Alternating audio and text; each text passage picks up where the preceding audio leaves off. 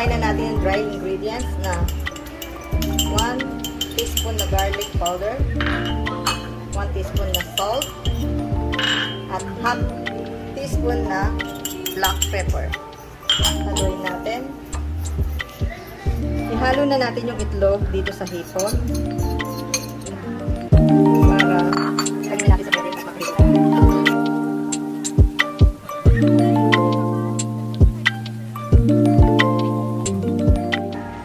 Ngayon, mainit ng ating mantika. Pwede na tayo mag-umpisang magprito.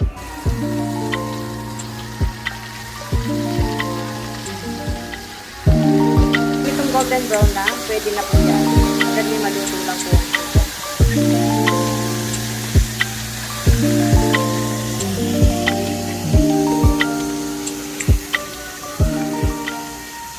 Para naman sa ating sauce, meron tayong 1/4 cup na all-purpose flour, 1/4 cup na condensed milk,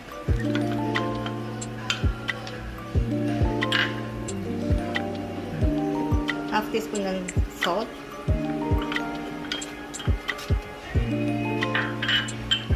half teaspoon ng garlic powder, black pepper, at 1/4 cup na water. Haluin po natin. Mag-add pa rin po pala ako ng butter, 1 tablespoon. Kahit ano pong butter pwede.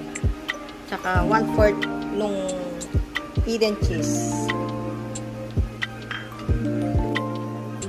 Hindi na po natin. Tumabot na po siya. Lagyan natin ng slurry or cornstarch. Konti lang po.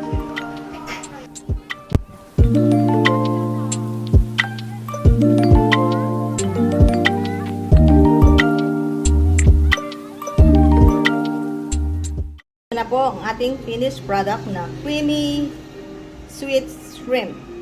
Tikman na po natin. Sarap niya.